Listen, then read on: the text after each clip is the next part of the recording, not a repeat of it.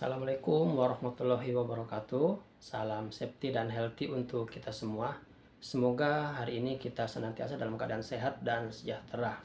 Pada pembelajaran kali ini, kita bertemu dalam mata kuliah Kepemimpinan, Keselamatan, dan Kesehatan Kerja.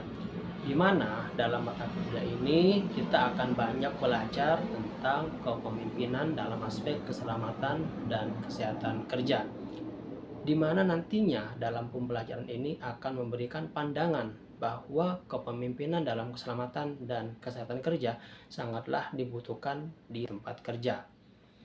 Pada pertemuan kali ini, kita akan bersama-sama membahas atau mempelajari tentang pemahaman dasar kepemimpinan, keselamatan, dan kesehatan kerja, di mana dalam pembahasan ini kita akan membahas beberapa materi yang sangat penting dalam kepemimpinan, keselamatan, dan kesehatan kerja tentunya. Adapun materi yang akan kita bahas dalam pertemuan kali ini, yang pertama adalah kita akan membahas tentang definisi ataupun pengertian kepemimpinan, keselamatan, dan kesehatan kerja.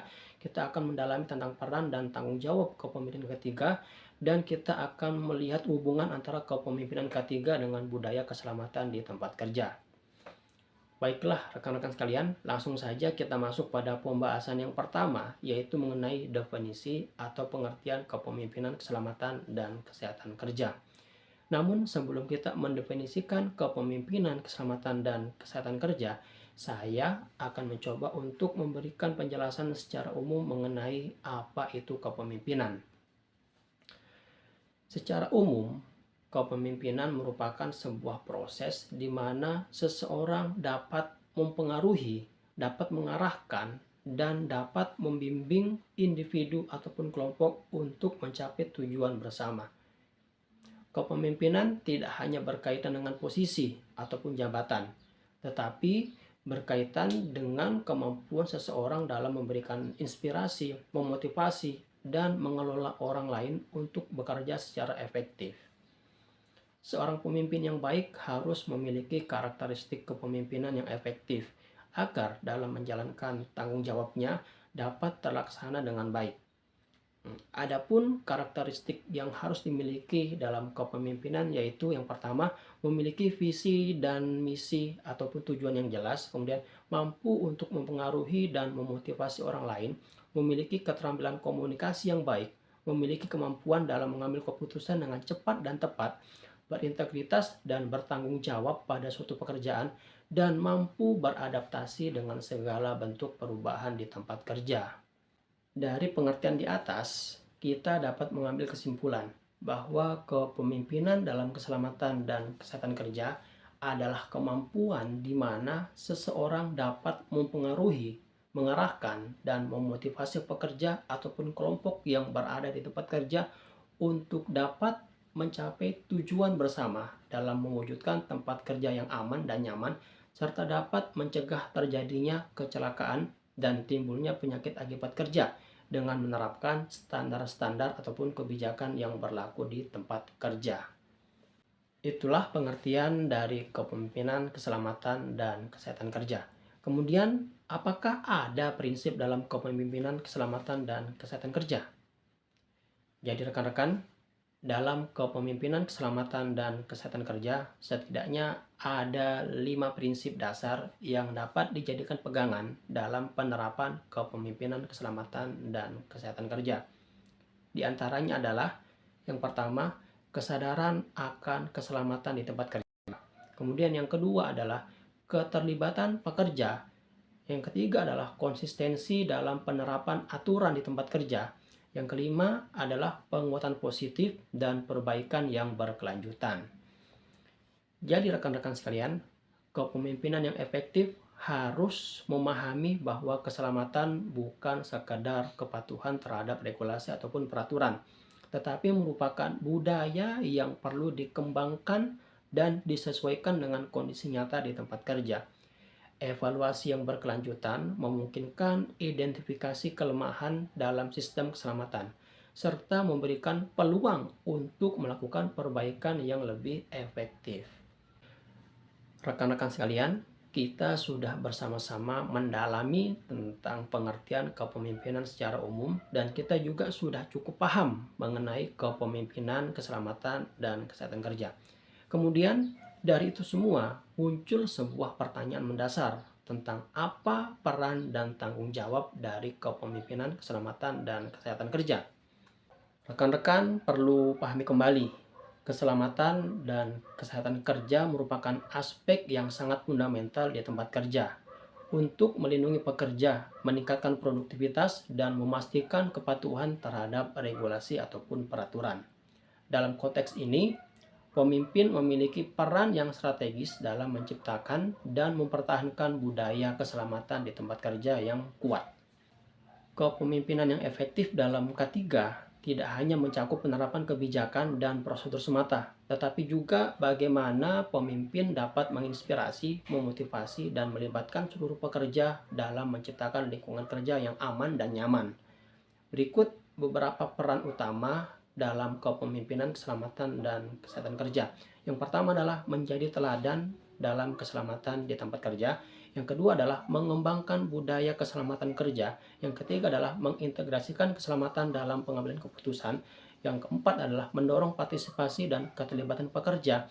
Dan yang kelima adalah memastikan kepatuhan terhadap regulasi berjalan dengan baik.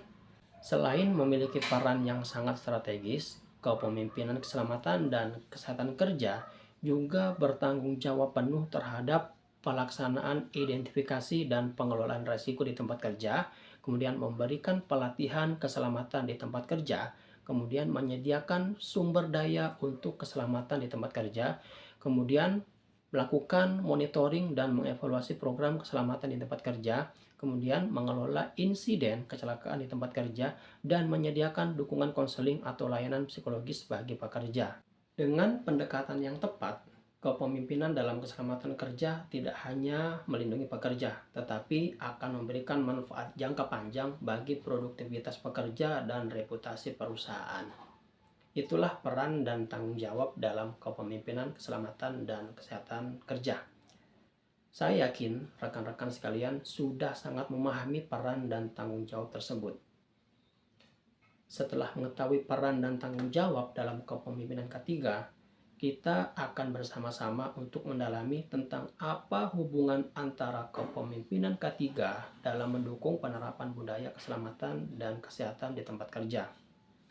Jadi rekan-rekan sekalian, kita perlu ketahui bersama bahwa budaya keselamatan merupakan seperangkat nilai, keyakinan, dan praktik yang diterapkan dalam tempat kerja untuk memastikan bahwa keselamatan kerja menjadi prioritas utama. Dalam menciptakan budaya keselamatan yang kuat, kepemimpinan memiliki peran yang sangat penting, karena pemimpin bertanggung jawab dalam menetapkan standar dan memberikan contoh, serta mendorong keterlibatan seluruh anggota ataupun pekerja dalam praktik keselamatan di tempat kerja.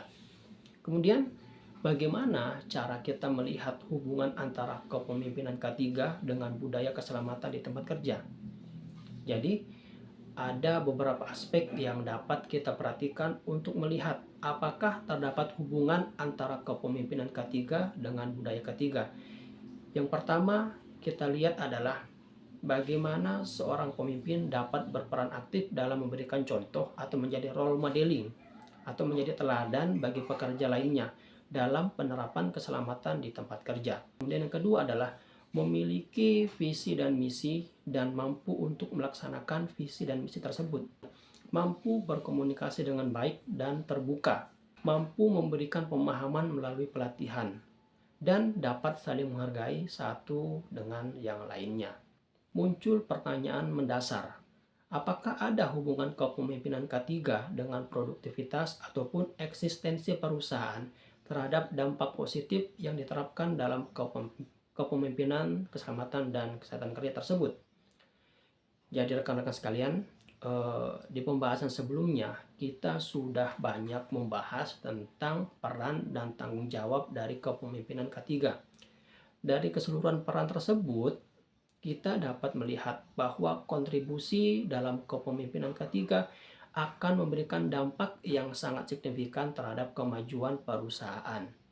Selain itu, terdapat manfaat lain yang lebih signifikan, yaitu peningkatan kepatuhan terhadap aturan ataupun regulasi keselamatan dan kesehatan kerja, penurunan tingkat kecelakaan di tempat kerja, meningkatkan partisipasi dan keterlibatan pekerja, meningkatkan produktivitas dan moral pekerja, serta meningkatkan dan mempertahankan reputasi perusahaan yang berkelanjutan. Baiklah rekan-rekan sekalian, itulah pembahasan mengenai pemahaman dasar kepemimpinan, keselamatan, dan kesehatan kerja. Semoga pembahasan ini dapat memberikan pemahaman kepada kita semua dan dapat memberikan manfaat dalam menunjang keterampilan rekan-rekan dalam menekuni profesional keselamatan dan kesehatan kerja ke depannya. Saya Ibnul Alyasi Amri, pamit undur diri dan kita bertemu pada pembahasan berikutnya. Assalamualaikum warahmatullahi wabarakatuh. Salam safety dan healthy untuk kita semua.